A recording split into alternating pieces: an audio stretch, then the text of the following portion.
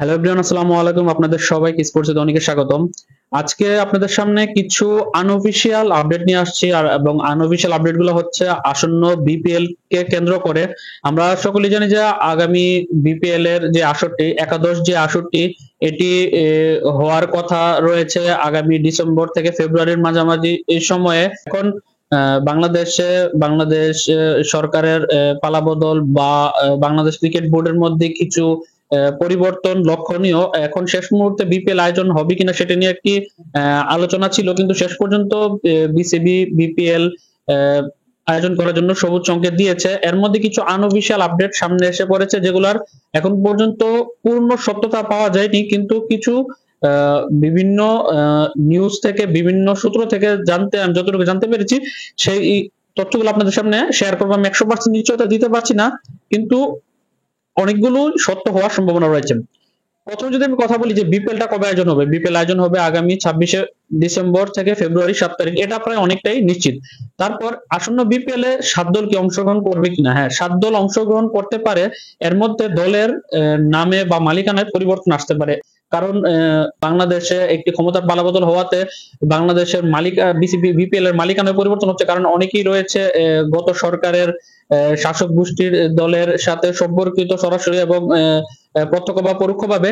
তাই অনেকেই এবারে বিপিএল পরিচালনা করতে পারবে কিনা তাদের দল, সেটি নিয়ে শঙ্কা তৈরি হয়েছে। এর মধ্যে কুমিল্লা ভিক্টোরিয়ান্স এবং আরেকটি দল হচ্ছে চট্টগ্রাম চ্যালেঞ্জার্স এর মালিকানা পরিবর্তন হওয়ার সম্ভাবনা খুব বেশি সম্ভাবনা রয়েছে, কারণ এখন পর্যন্ত বিসিবি থেকে কুমিল্লা ভিক্টোরিয়ান্স এর সাথে কর্তৃপক্ষের সাথে যোগাযোগ করার চেষ্টা করা হলো, তাদেরকে যোগাযোগ করতে পারেনি। তাদের পরিবর্তে এখন বিকল্প ভাবনা ভাবছে বিসিবি কুমিল্লা ভিক্টোরিয়ান্স এর পরিবর্তে তাদের পরিবর্তে অন্য কাউকে নেওয়া যায় কিনা সেটা চিন্তা ভাবনা করছে। সেক্ষেত্রে 4টি প্রতিষ্ঠানের সাথে বিসিবি কথা বলে রেখেছে। এর মধ্যে যদি শেষ পর্যন্ত ভিক্টোরিয়ান্স কুমিল্লার মালিকানায় তারা যদি ফেরত না আসে আসন্ন বিপিএল, সেক্ষেত্রে তারাও 4টি প্রতিষ্ঠানে যে কোনো একটি প্রতিষ্ঠানকে বিপিএল গভর্নিং কাউন্সিল অথবা বিসিবি মালিকানা দিয়ে দিবে কুমিল্লা ভিক্টোরিয়ান্স এর। সবচেয়ে বড় কথা হচ্ছে কুমিল্লা ভিক্টোরিয়ান্স গত সর্বশেষ 11 জুলাই তারা ফেসবুকে সোশ্যাল মিডিয়াতে তারা পোস্ট করেছিল। তারপর প্রায় 1.5 মাস সময় হয়ে গেল, তারা এখন পর্যন্ত ওইভাবে তাদের পেজটাকে কন্টিনিউ করছে না। তাই বোঝা যাচ্ছে কুমিল্লা ভিক্টোরিয়ান্স মালিক ও দেশের বাইরে থাকে, হয়তো বা কুমিল্লা ভিক্টোরিয়ান্স এবারে বিপিএল অংশগ্রহণ করবে না। তাদের পরিবর্তে যে 4টি প্রতিষ্ঠানের একটি গুঞ্জন রয়েছে, বিসিবি সেখান থেকে যে কোনো একটি প্রতিষ্ঠানকে কুমিল্লার মালিকানা দিতে পারে। আর চট্টগ্রাম চ্যালেঞ্জার্স যেহেতু তারা গত বছর বলেছিল যে তারা মালিকানা তারা বিক্রি করে দিতে পারে, আবার এবছর যদিও তারা মৌখিকভাবে সম্মতি জানিয়েছিল যে তারা বিপিএল অংশগ্রহণ করবে, কিন্তু এখন মনে হচ্ছে তারাও করবে না, কারণ তারাও ফেসবুকে তাদের সোশ্যাল মিডিয়া অর্থাৎ চট্টগ্রাম চ্যালেঞ্জার্স এর যে ফেসবুক পেজ রয়েছে সেখানে তারা দীর্ঘ 2 মাস আগে গত 17 জুন তারা ফেসবুকে পোস্ট দিয়েছিল, তারপর তারা অ্যাক্টিভ না। এখন চট্টগ্রাম চ্যালেঞ্জার্সও মনে হয় তারা এবারে বিপিএল অংশগ্রহণ করবে না। সেক্ষেত্রে তাদের মালিকানাকে বিক্রি করে তারা দিবে হয়তো বা, অথবা বিসিবি তাদের জায়গায় অন্য কাউকে চট্টগ্রামের মালিকানা দিয়ে দেবে। সেক্ষেত্রে নতুন নামে নতুন চট্টগ্রাম টিম আসতে পারে।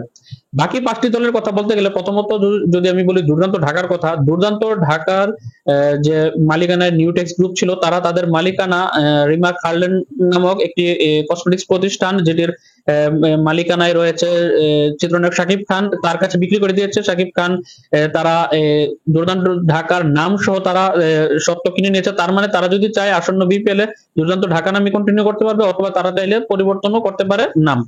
তার মানে দুর্দান্ত ঢাকার এবার বিপিএল অংশগ্রহণ প্রায় নিশ্চিত হয়ে গেছে। তারপর আরো যে 4টি দল রয়েছে তারা হচ্ছে Khulna Tigers, Sylhet Strikers, Fortune Barishal এবং রংপুর রাইডার্স। এর মধ্যে রংপুর রাইডার্স এর মালিক দেশি রয়েছে, তারা বিপিএল অংশগ্রহণ করার সম্ভাবনা রয়েছে, কারণ তারা তাদের ফেসবুক পেজেও কিন্তু রেগুলার বাংলাদেশের ক্রিকেট বা আনুষঙ্গিক ক্রিকেট নিয়ে রেগুলার পোস্ট দিয়ে যাচ্ছে। আপনারা স্ক্রিনে দেখতে পাচ্ছেন তারা সর্বশেষ পোস্টটিও তারা দিয়েছে আজকে অর্থাৎ আজ 18 আগস্ট তারা পোস্ট দিয়েছে যখন আমি ভিডিওটি শুট করছি। তার মানে রংপুর রাইডার্স এবার বিপিএল রংপুর রাইডার্স হয়ে থাকার সম্ভাবনা রয়েছে।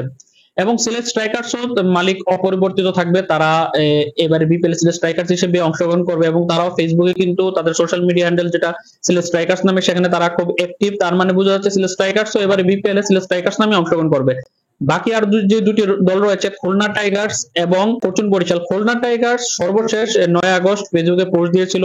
এখন শেষ পর্যন্ত খুলনা টাইগার্স এর থেকে তেমন কোনো আশানুরূপ ফলাফল পাওয়া যায়নি যে তারা এবারের বিপিএল এ অংশগ্রহণ করতে পারে বা তাদের ইচ্ছা রয়েছে কিনা। সেক্ষেত্রে খুলনা টাইগার্স হয়তো এবারের বিপিএল এর নাও তাদেরকে দেখা যেতে পারে। আর ফরচুন বরিশালের মালিক আসলে গত সরকারের সাথে সম্পর্কিত রয়েছিল, সেক্ষেত্রে ফরচুন বরিশাল অংশগ্রহণ করবে কিনা, কিন্তু একটি গুঞ্জন শোনা গিয়েছে যে ফরচুন বরিশালের মালিক দেশি রয়েছে এবং তাদের সম্ভাবনা রয়েছে এবারে বিপিএল অংশগ্রহণ করার। এবং ফরচুন বরিশালের যে অফিসিয়াল যে সোশ্যাল মিডিয়া হ্যান্ডেল রয়েছে ফরচুন বরিশাল নামে, সেখানেও তারা মোটামুটি অ্যাক্টিভ। 3 দিন আগেও তারা ফেসবুকে ক্রিকেট রিলেটেড পোস্ট দিয়েছে, 6 দিন আগে পোস্ট দিয়েছে। হয়তোবা ফরচুন বরিশালও এবারে বিপিএল অংশগ্রহণ করতে পারে। এখন তারা সেম মালিক থাকবে নাকি তারা ওই দুর্দান্ত ঢাকার মতো মালিকানা বিক্রি করে দিবে অন্য কারোর কাছে, সেটি দেখার বিষয়। এখন পর্যন্ত শেষ পর্যন্ত একটা জিনিস শিওর হয়ে গিয়েছে যে দুর্দান্ত ঢাকা শাকিব খানের মালিকানাধীন প্রতিষ্ঠান খারল্যান্ডের মাধ্যমে তারা দুর্দান্ত ঢাকা নামে এবার বিপিএল অংশগ্রহণ করবে, সিলেট স্ট্রাইকার্স অংশগ্রহণ করবে, রংপুর রাইডার্স অংশগ্রহণ করবে। এই তিনটি প্রায় মোটামুটি নিশ্চিত। বাকি চট্টগ্রাম চ্যালেঞ্জার্স নতুন মালিকানা আসতে যাচ্ছে। কুমিল্লা ভিক্টোরিয়ান্স ফ্যামিলি যদি তারা এবার অংশ গ্রহণ না করে, তাহলে বিসিবি অন্য কাউকে মালিকানা দিয়ে দিবে। আর বাকি দুটি প্রতিষ্ঠান ফরচুন বরিশাল এবং খুলনা টাইগার্স, তারা শেষ পর্যন্ত তাদের 50-50 সম্ভাবনা রয়েছে এবার বিপিএল এ।